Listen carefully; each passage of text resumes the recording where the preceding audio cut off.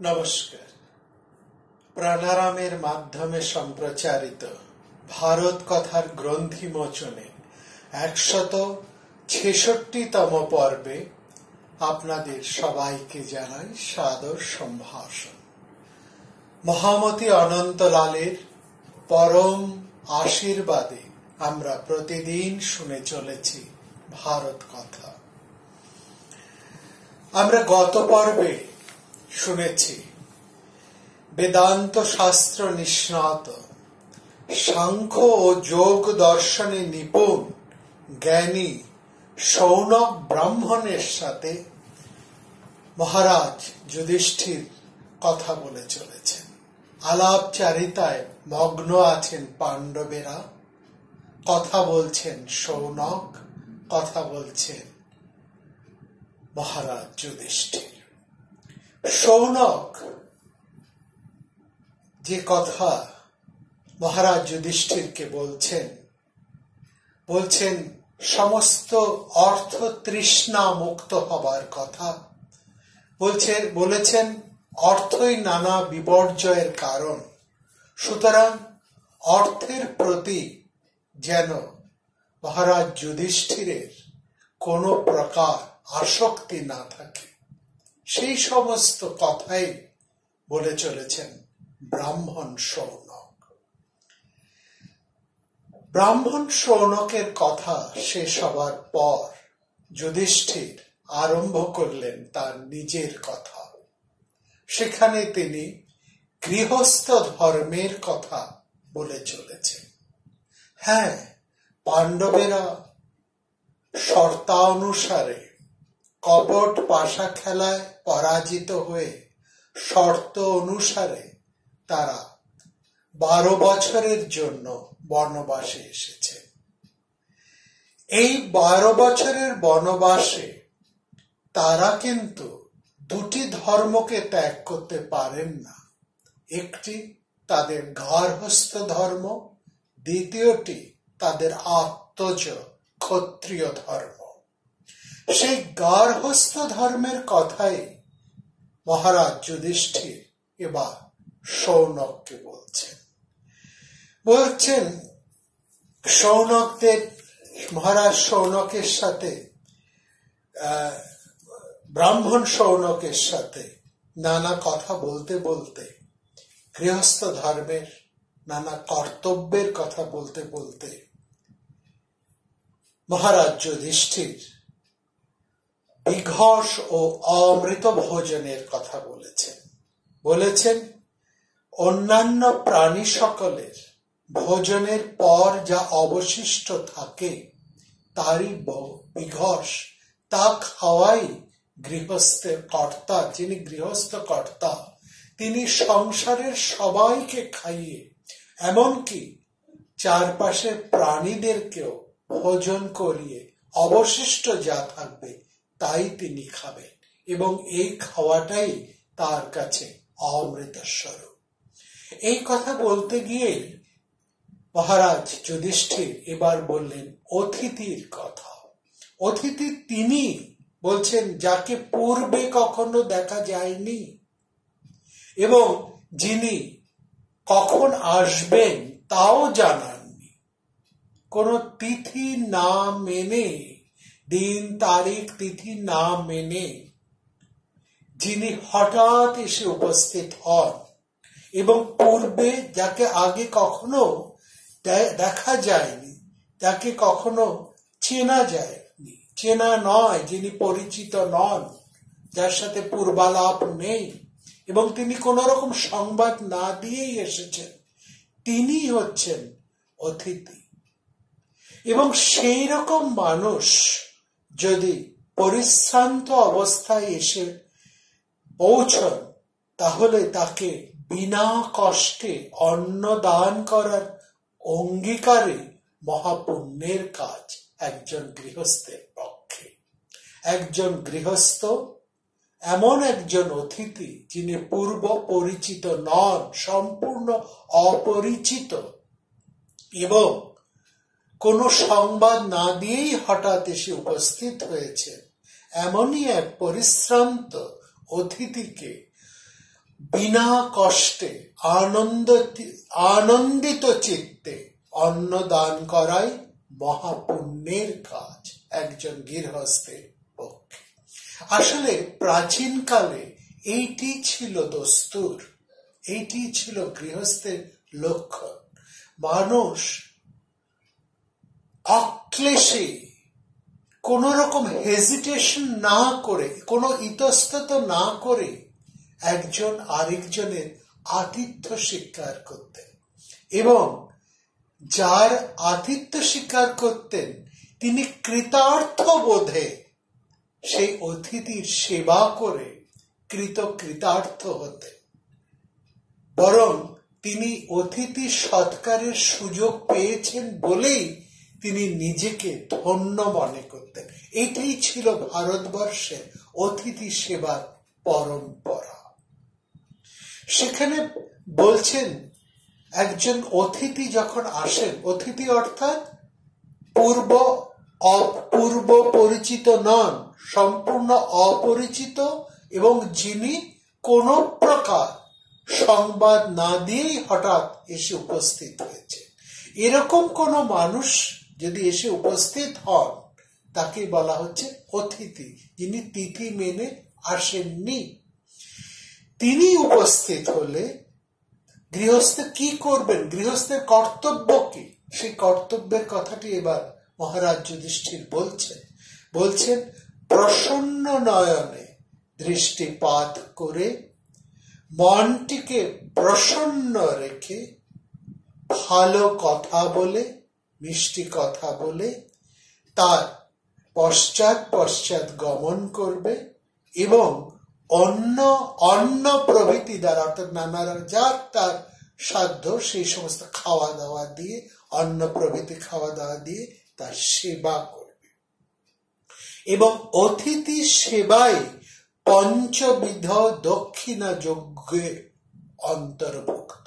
অতিথি সেবাই হচ্ছে সেকালের ভারতবর্ষের প্রাচীন কাল হতে অতিথি সেবাকে এক পঞ্চবিধ দক্ষিণা যজ্ঞ বলা হতো। এই যে অতিথি যজ্ঞ, তার 5টি লক্ষণ, 5টি বিধি।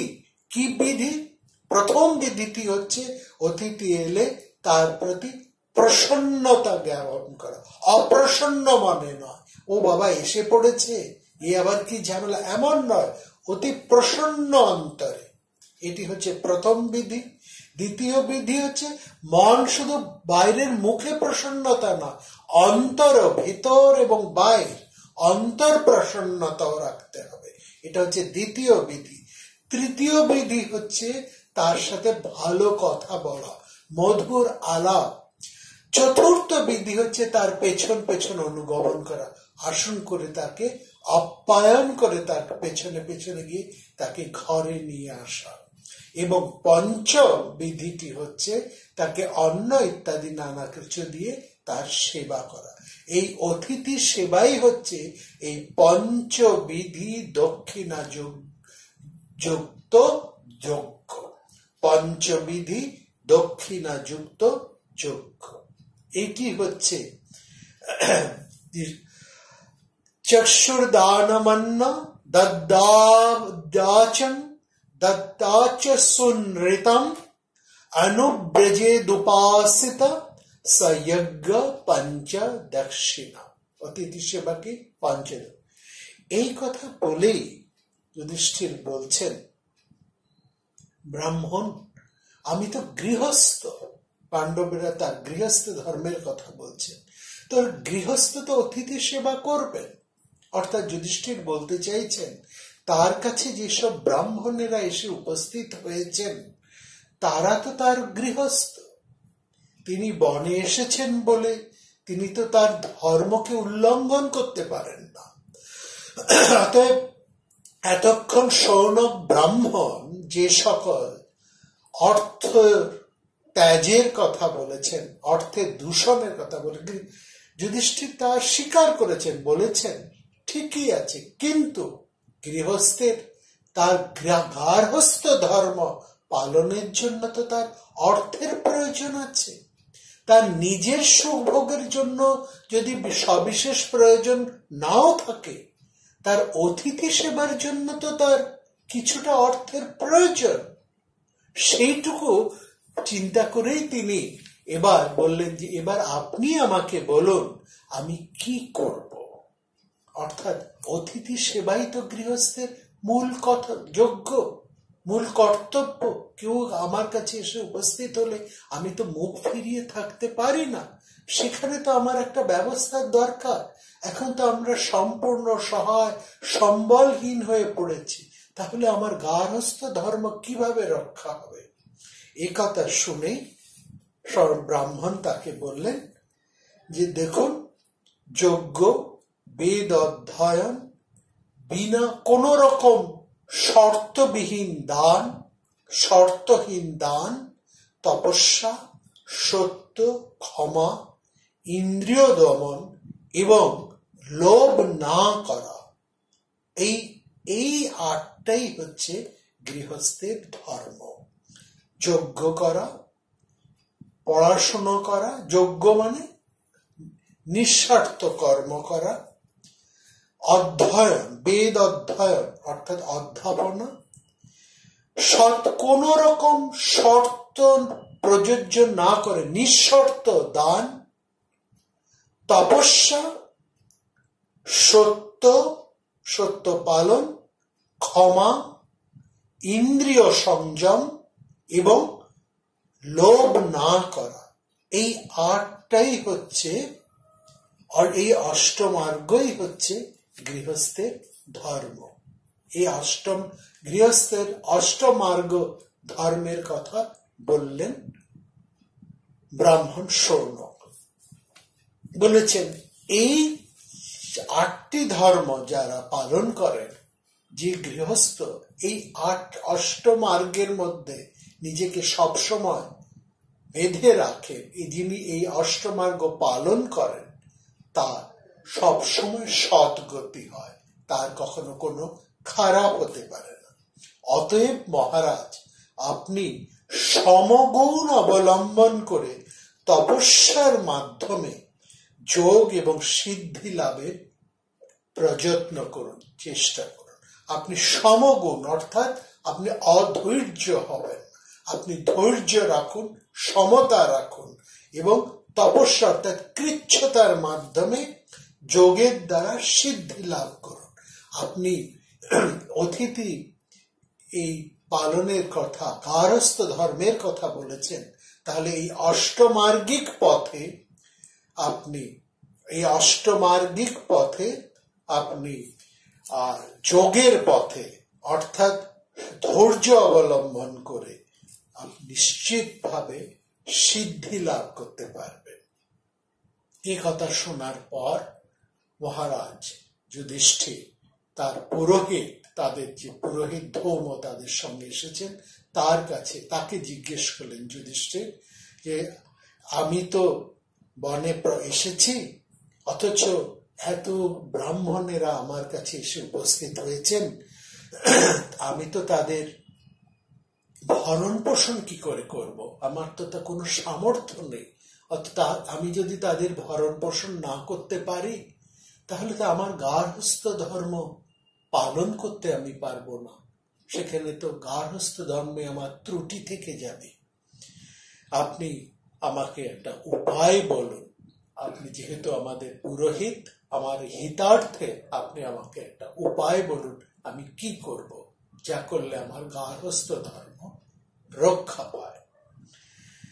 ধার্মিক শ্রেষ্ঠ ধর্ম একটু চিন্তা করে বললেন যে আপনি সূর্য উপাসনা করেন। সূর্য উপাসনা করে, যে আমাদের প্রাচীন সময় হতে সমস্ত প্রাণীরা ক্ষুধায় যখন কাতর হয়, তখন সূর্য নিজের তেজে এই পৃথিবীতে অন্ন সৃষ্টি করেন।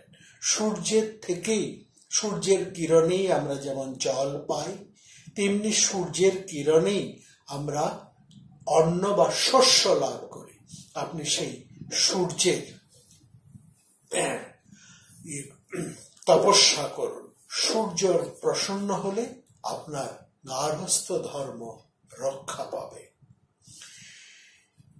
এই যে সূর্যকে তপস্যা, এটি আমাদের একটা প্রাচীন সময়ের থেকে আমরা দেখেছি, বৈদিক সময় থেকে মানুষেরা সূর্যের তপস্যা করতেন, সূর্যের প্রতি তাদের কৃতজ্ঞতা জ্ঞাপন করতেন। তারা জানেন যে পৃথিবীতে সূর্যের তেজ আছে বলেই পৃথিবীতে প্রাণ রক্ষা পায়, পৃথিবীর সমস্ত খাদ্য এই সূর্যের মাধ্যমে উৎপাদিত হয়। সুতরাং যে সূর্য, এই যে প্রাচীন শব্দটি, অরণ্য ভোজনের এই যে প্রাচীন শব্দটি মহাভারতের কবি উচ্চারণ করেছেন, অর্থাৎ সেটি হচ্ছে সূর্য দেবতা। বৈদিক পরম্পরায় সূর্যই প্রধান দেবতা। ইন্দ্র, বিষ্ণু, অগ্নি সমস্ত দেবতারাই আসলে সৌর দেবতা। এবং লক্ষ্য করবেন, এই যে সম্প্রতি আমাদের দুর্গা পূজা হয়ে গেল, এই দুর্গাও হচ্ছে আমাদের সৌর দেবী। বলা হয় আমাদের সূর্যের যে তিনটি রূপ, প্রাতঃকালীন সূর্য, মধ্যাহ্নকালীন সূর্য এবং অস্ত যাত্রাকালীন যে সূর্য, এই যে সূর্যের তিনটি রূপ আমরা দেখি, এই তিনটি রূপকে বলা হয় ত্রিবিক্রম, বিষ্ণুর তিনটি পদক্ষেপ। এই সূর্যকেই বলা হচ্ছে অমৃত নিঃসন্দেহ বিষ্ণু। সূর্য স্বয়ং বিষ্ণু স্বরূপ। সূর্যের ভোরে যে সূর্য উদয় হয়, যে সূর্য উদয় হচ্ছে, উদয়িত যে সূর্য, সেটি বিষ্ণুর এক পা। আবার মধ্যাহ্ন সূর্য যখন একেবারে মাথার ওপরে, এটিও বিষ্ণুর আরেক পা। এবং অস্তগামকালীন যে সূর্য, এও বিষ্ণুর আরেক পা। যেন বিষ্ণু তিন পদক্রমে, তিন পায়ে সমগ্র ব্রহ্মাণ্ডকে, সমগ্র সৃষ্টিকে তিনি অতিক্রম করছেন। সূর্য হচ্ছে সেই বিষ্ণুর অমৃত নিঃসন্দেহ পদচারণা। এবং শুধু তাই নয়, সমস্ত দেবদেবীরা, বৈদিক সময় হতে সব দেবদেবীরা, প্রত্যেকে, সমস্ত দেবতারাই সূর্যেরই প্রকার মাত্র। সেই অর্থে আমাদের প্রভাতকালীন সূর্য বা উষা হচ্ছেন দেবী সরস্বতী। মধ্যাহ্নকালীন দীপ্তিময়ী সূর্য হচ্ছেন আমাদের মহাদেবী দুর্গা বা গৌরী। এবং অস্তগমনকালীন, সায়ংকালীন যে সূর্য, অস্তগমন যে হচ্ছেন, তিনি হচ্ছেন মহালক্ষ্মী। আর যখন সূর্য অন্ধকারের মধ্যে একেবারে মিশে আছেন, রাত্রির মধ্যে সূর্য যখন মিশে গেছেন, যখন আমরা আকাশে আর সূর্যকে দেখতে পাচ্ছি না, তখন তিনি মহাকালী রূপে। অর্থাৎ সমস্ত দেবতারাই আসলে সূর্যের এক প্রকারভেদ। সেই হিসেবে ইন্দ্র, বিষ্ণু, অগ্নি সবাই সূর্যেরই প্রকার, এক একটা রূপ বা প্রকার মাত্র। সেই জন্য আমরা দেখছি যুধিষ্ঠির সূর্য স্তুতি করছেন এবং বলছেন, আপনি নিজের কিরণ দিয়ে গ্রীষ্মকালে সমস্ত প্রাণীর, সমস্ত ঔষধি এবং সমস্ত রসের তেজ আহরণ করেন। আবার বর্ষাকালে বৃষ্টির সহস্র ধারা হয়ে তা সারা সংসারের মধ্যে ছড়িয়ে দেন। সর্ব ঔষধ সানঞ্চ পুনর্বর্ষাংশ মুঞ্চসি। একবার আপনি সবাইকে আকর্ষণ করে নেন গ্রীষ্মের সময়, আবার বর্ষায় আপনি তা সারা সংসারের মধ্যে ছড়িয়ে দেন। সেই সূর্যের প্রসন্ন করছে।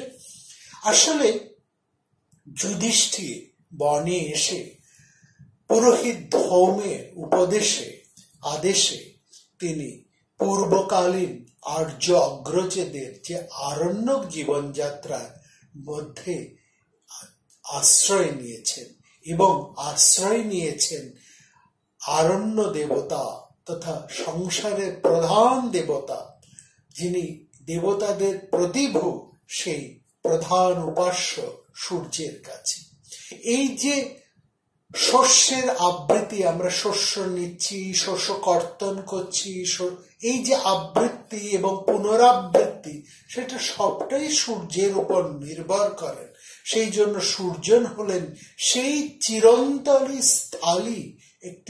চিরন্তনী একটি থালা, যা এই আরণ্যক জীবন যাপন করার শক্তি দেয়। এই অরণ্যে এসে সেই জন্য যুধিষ্ঠির সূর্যের উপাসনা করে সূর্যের প্রসন্নতা লাভ করলেন, করে তিনি সূর্যের কাছ থেকে একটি যেন থালা লাভ করলেন। এবং এই যে থালা লাভ করলেন, থালিটি তিনি তুলে দিলেন, সূর্য প্রদত্ত এই থালাটা তিনি তুলে দিলেন দ্রৌপদীর কাছে। এটি একটি রূপক, এটি আমাদেরকে বুঝতে হবে। স্বামী হিসেবে যুধিষ্ঠির যখন এই দৃষ্টান্ত দেখাচ্ছেন, তখন লক্ষ্য করুন স্ত্রী হিসেবে মনস্বিনী কৃষ্ণার ভূমিকাটি। স্বামী যুধিষ্ঠির তিনি গৃহকর্তা, তার কাছে যারা উপস্থিত আছেন, অতিথি যাদের, তাদের প্রতিপালনের জন্য তিনি সূর্যের উপাসনা করে সূর্যের কাছ থেকে যেন একটি থালা গ্রহণ করলেন। এটি সূর্যই যেন অন্নদাতা হিসেবে যুধিষ্ঠিরের কাছে উপস্থিত হলেন এবং যুধিষ্ঠিরের মনোবাসনাটি সম্পূর্ণভাবে উপলব্ধি করে তা অন্তর দিয়ে গ্রহণ করলেন দ্রৌপদী। তিনি গৃহকর্ত্রী রূপে গৃহকর্তার পূর্ণ মর্যাদাটি তিনি স্বীকার করলেন। এইটি হচ্ছে স্বামী এবং স্ত্রীর সম্পর্ক।